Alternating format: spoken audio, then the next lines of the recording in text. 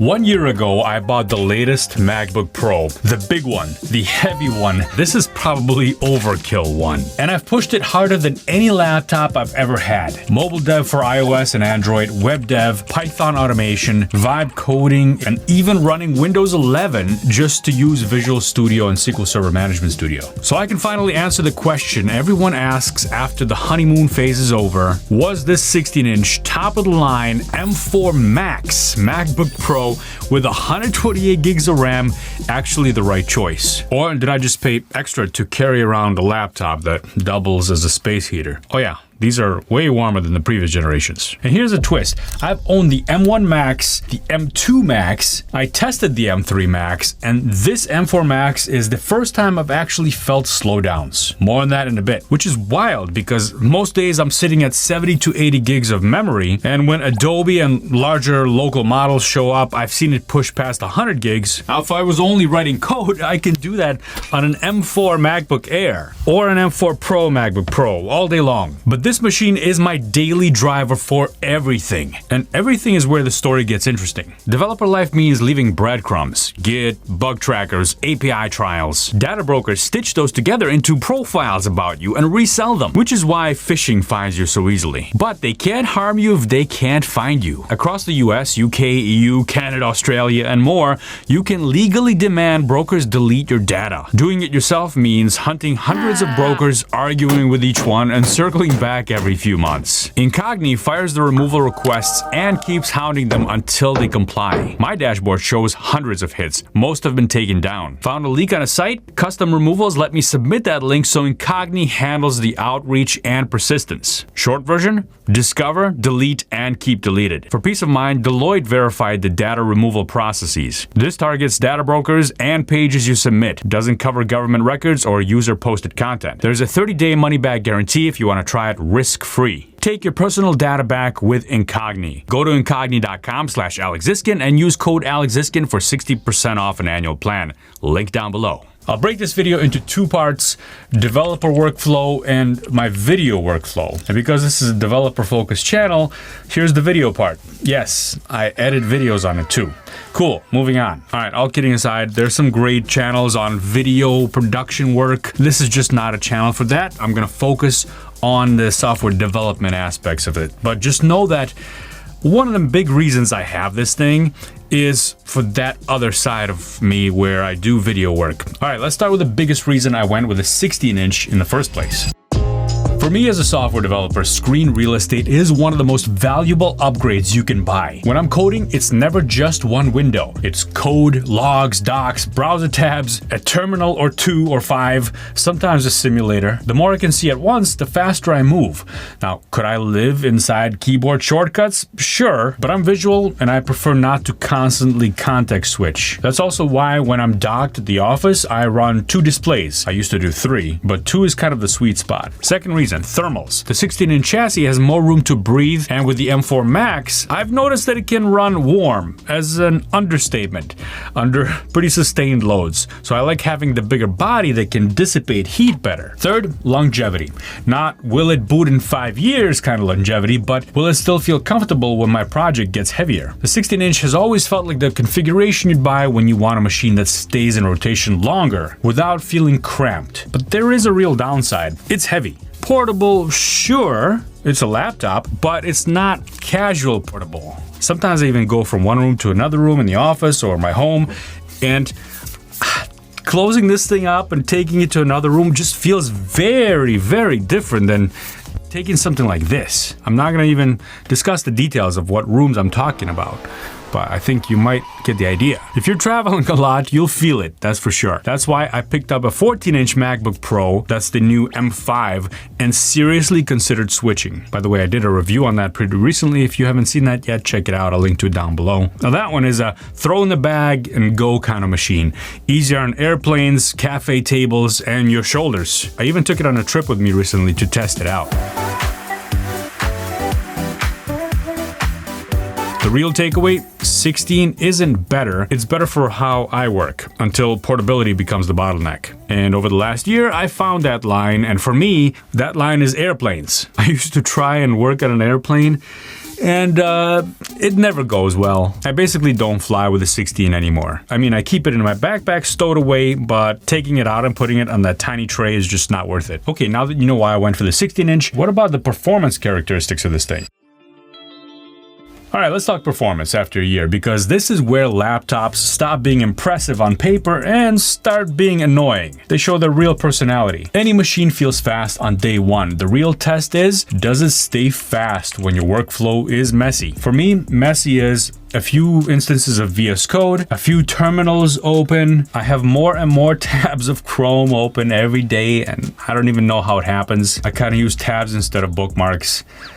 I know, there's features that handle these things, and they've been around for a long time. I just stuck in my ways, I guess. Sometimes I have Xcode, sometimes I have Android Studio, and sometimes I have Windows open, Windows 11 in parallels on top of all that. And 1 year later, the M4 Max mostly feels like it has headroom. It doesn't feel like it's just trying its best just to keep up. Now, synthetic benchmarks aside, my test is pretty simple. I open my real stack, then do something expensive, like kick off a build, launch simulators, start parallels, and watch for productivity killers like stutters or lag or UI pauses. And the reason I keep coming back to this laptop is I just don't hit those moments very often. It does happen. Now, it can run warm under sustained load, especially during the everything all at once combo, and especially now that I've been running a lot of AI stuff on it. That stuff is killer. Wow, that and video editing. And that's exactly why I stick with a 16-inch. The bigger chassis has more thermal headroom,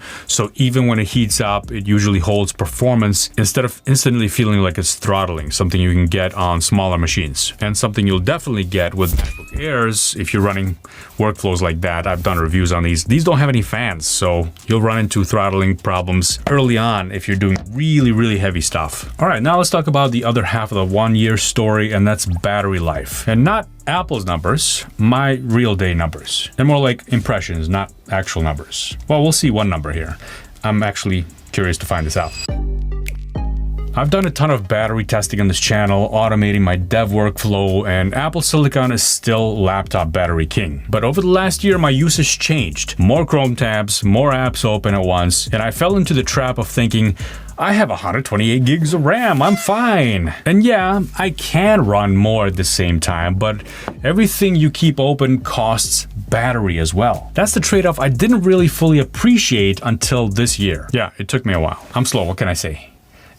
Even so, I still leave the charger at home when I take this to my office away from office, Starbucks, or some other place. At this point, I've basically developed battery anxiety immunity. If I'm at 50%, I'm not even stressed, because that usually means I've already been working for 4 to 6 hours. Where it gets sketchy, though, is video work. I said I'm not going to talk about it much, but that's pretty much the only time where I really feel it and where I really notice the battery go.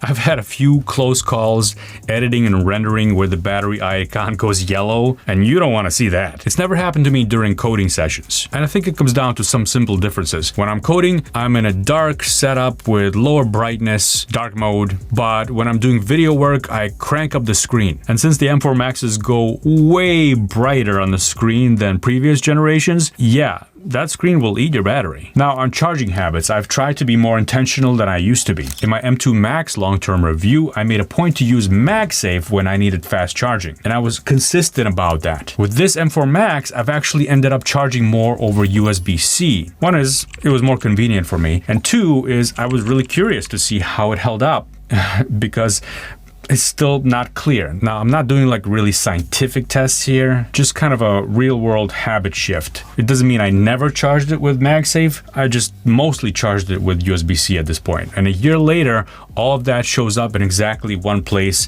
and that's battery health. In my last long-term video, I checked the battery health after a year and got a number that made me go, hey, why do MacBooks love this number so much? I had 87% battery health remaining, and that happened twice. So this is gonna be the first time I check on this Mac what my battery health is after having it for a year. I think it's been a little more than a year, actually. System report, power, maximum capacity 93%.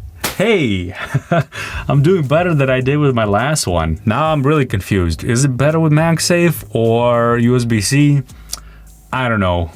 Looks like maybe it doesn't even matter. I forgot what my cycle count was with the last one, but Maybe we can find it out. And if we do, I'll put it right over here. Now, one of the biggest long-term questions with any Apple Silicon Mac is compatibility. Not can it open Safari, but can it run your tools, your dependencies, your weird edge cases? And Apple Silicon is in a totally different place now than it was early on. Back when it first came out, there was a lot of, oh, this is technically possible and it runs, but it's not happy. Now for most of my day-to-day, native script, web dev, Python automation, everything is just smooth and boring in the best way possible. And hopefully not at all like this video. Leave a like if you appreciate this review, these long-term reviews. Now, when something isn't running natively, that's where Rosetta 2 comes in. It's Apple's translation layer for Intel apps, and it's been surprisingly solid. Most of the time, I don't even notice until I compare it to a native version and realize the native one just feels a little snappier. This happened early on with Chrome before they had the native ARM64 version for Apple Silicon, but now they have their own build for that. I still have a couple pieces of software where I have to resort to using Rosetta compatibility, but if I'm ever curious, I go to Activity Monitor and check out my CPU tab and see, oh, I still have some Intel ones running here. OBS? Really? Come on, OBS. Actually, I haven't noticed. Besides the really slow, laggy start times on OBS, it's just that I haven't compared it to a native build. So here you'll see Kind, and Apple is the one that's built for this architecture, but Intel means it's being translated actively using Rosetta 2. Word synthesizer, route, file downloader, what is that? WireGuard and Bash. That's odd. I better tend to my business over here. That's actually the first time I actually checked Intel versus Apple. Not too many Intel ones left. The biggest compatibility gotcha for me isn't some random utility, it's .NET. And that has nothing to do with Apple Silicon. It has to do with Microsoft discontinuing Visual Studio for Mac last year or 2 years ago, and now Visual Studio is only available for Windows. I mean, let's face it, Visual Studio for Mac wasn't great, but it was something. I thought it was heading in the good direction, but they just cut it off. So I use Parallels to run Windows, and that's Windows on ARM, and it runs really well. And Visual Studio is native for ARM, running on Windows on ARM natively. I just said that. I can't believe I'm just rambling and repeating myself. It's not really a compatibility issue. It's more like, well, that software is available only on Windows. But what it does do is it takes away from the resources, right? When you're running Parallels, you're running another operating system. And that also lets me run different versions of Linux in parallel and Windows as well. Different versions of Windows if I want to. I have plenty of other videos on Parallels and how I use it. I can link to some of those down below. And that's where the M4 Max earns its keep, because it's not one heavy app. It's a second operating system or a third operating system all running together, sitting on top of everything else I'm already doing. So for me, Parallels isn't a gimmick. It's actually a real workflow. And it's how I keep my Mac as my main machine without giving up the tools I'm fastest in and without having to carry multiple computers with me. Now, I'll admit something. Over the last year, I've gotten way deeper into AI workflows using Apple, NVIDIA, AMD. Apple has MLX, which is a really solid stack optimized for Apple Silicon. And it's pretty powerful for a lot of local workflows. If you want to get a really quick start on it, download LM Studio, download some MLX models, and you're good to go. You'll see a big difference between running MLX versus GGUF models. This is not really a video for that. I have other videos discussing the details and differences between those things. But you also can't have an honest AI conversation without talking about NVIDIA. If a workflow depends on CUDA, which is NVIDIA stack, I'm not gonna pretend that this Mac replaces that. When I need CUDA, I still reach for an NVIDIA machine. And having something like a DGX Spark from NVIDIA or a DB10 from Dell, these are basically the same platform. You get serious NVIDIA compatibility without having to build and babysit some gigantic GPU server, which I've also done a few times over the past year. So I still end up relying on non-Apple systems for CUDA workflows. And if you're in that boat and you have to carry only one machine with you, then you're probably gonna have one of these PC laptops with an NVIDIA chip inside. This one has a 5090. Bottom line, compatibility on Apple is solid now. Most of my work is native, and a few exceptions have real workflow solutions. All right, let's talk upgrades, because this is the part where people either relate or they judge you. If you saw my M2 Max long-term review, you know the lesson I took away is upgrading too often is terrible return on investment. And to be honest, if I didn't have this YouTube channel where I wanted to show people the latest and greatest stuff, I probably would have still been on the M1 Max. Now, the jump from Intel to Apple Silicon was insane. Even from M1 to M1 Max felt pretty meaningful when that came out. But once you're already in the Max territory, year-to-year upgrades can turn into paying thousands to move from one fast machine to another slightly faster machine. And that's exactly after my M2 Max, I didn't switch to the M3 Max as my daily driver. It's not because the M3 Max is bad, it's great. It just didn't change my day enough to justify the cost. Most of the time, you don't need more performance. You just need fewer slowdowns, fewer thermal moments, and a workflow that stays smooth when everything is open. M3 Max felt incremental. And after the M1 Max to M2 Max lesson that I learned, I promised myself I wouldn't pay for incremental unless I had to. So what made the M4 Max a yes for me? Honestly, partly the black color. Just kidding. The real answer? I wanted the configuration I couldn't get before. 128 gigabytes of RAM and 4 terabyte SSD. And since I already got this for the channel to review it, I couldn't go back and let go of it. It was a big expense, but I've used the crap out of it in the last year. The 128 gigabytes is the biggest difference. It's what finally made local models feel practical for me, and it gives me more breathing room as Adobe gets hungrier every year with its apps. And the 4 terabyte SSD helped, but it also taught me a lesson. Storage disappears fast. It's kind of like you move into a new house or apartment and you somehow manage to fill up all the spaces with boxes and stuff, no matter how big a house you get. When you mix virtual machines, local LLMs, and video projects, yeah, space goes fast. Even with 4 terabytes, I'm constantly offloading videos to my cold storage NAS and large language models to a faster NAS, because if you let internal storage get tight, you will feel it. Was it worth it for me? It depends. If your current Mac never slows down, upgrading just because there's a new one out, it's a trap. But if your workflow is actually heavy, mobile builds, emulators, Windows on parallels, local AI experiments with multiple models, then you'll feel a difference with this thing. I don't upgrade for more speed, I upgrade when it changes the quality of the workday. Now, the real question is, what would I recommend today? Not buy what I bought, but how to pick the right MacBook Pro for your workflow. If you're buying a MacBook Pro today, don't copy my config. Copy the decision process. 14 versus 16 inches. Your bottleneck. Do you want a laptop that's easier to carry or easier to work on? Now, sure, if you get the 14-inch, you'll probably get used to it.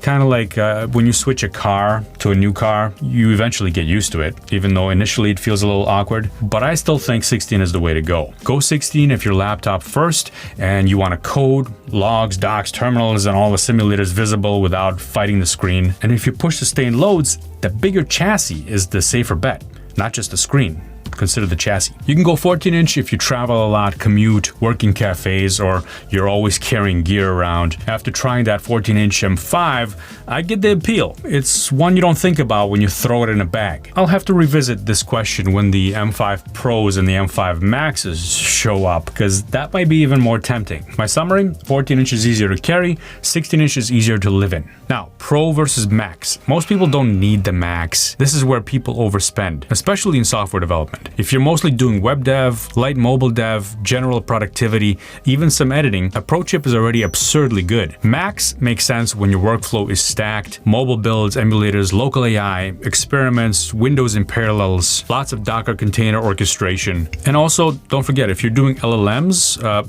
this has much higher memory bandwidth than the M4 Pro or the M4. You're not buying the Max for bragging rights. They kind of look the same in a cafe. So all you're doing is buying it so the machine doesn't flinch when you throw stuff at it. So you're basically buying it for extra headroom. RAM. Buy for your worst day. RAM is what determines whether your Mac still feels good a year later. If you're doing web development, normal tooling, 24 to 32 gigabytes is good. Mobile dev, where you're doing emulators and heavier multitasking, 32 to 64 gigabytes. Parallels with virtual machines and Docker, 48 plus gigabytes. And if you're doing local AI experimentation, just get all the megabytes and gigabytes, all right? Just get it all. With my M2 Max, I had 64, and I was running into issues when I was trying to run LLMs already. Storage, the silent killer. Storage is the spec nobody really respects until it's too late. I used to think the base model machines had enough storage, but they really don't. Even 512 is kind of cramped. Dev work piles up. Xcode, Android, Docker, caches, node modules, and if you add video and local models, forget it. Your storage disappears. 1 terabyte minimum if you want less friction, 2 terabytes if you're a dev and creator, like what I'm doing, but then you'll be offloading a lot of stuff too. If you're serious about keeping local models on device, storage goes from nice to you will fill this. The only time my M4 Max felt a little sluggish was with a giant Premiere Pro project with tons of apps open and my 4 terabyte SSD down to a couple of 100 gigs free storage. Storage isn't just space, it's kind of breathing room, especially when your RAM wants to dig into it if you're running out of it. Swap memory, baby. Here's some general guidelines and I'll put some developers into different buckets. There's a lot more buckets, but I'll do a couple of them. Bucket 1, web development plus some general work, a 14-inch plus Pro chip, plus some sensible RAM that I talked about earlier, and 1 terabyte of storage. Bucket B is mobile developers, iOS and Android. Either size works, but if your laptop first, 16 is nicer. Prioritize RAM on this one. Bucket C, dev work, Windows with Parallels, .NET. Here again, you want to prioritize RAM, the more the merrier. And bucket D, if you're doing some creation or video work or local AI experiments, Max plus more RAM, 64 to 128. Remember, more storage, more quality of life. All right, so that's what I'd recommend. Now let's wrap this up with an honest part. All right, 1 year later, here's the honest verdict with a 16-inch M4 Max MacBook Pro. It's a very specific kind of overkill, but for my workflow, it kind of actually pays off. I keep choosing it because the bigger screen makes me faster, the headroom keeps my whole dev stack, including Parallels, running smooth, and the larger chassis holds up better when I'm pushing it for long sessions. Now to see my M2 Max review, just they're still out there, they're still for sale. Watch this video right over here. Thanks for watching and I'll see you next time.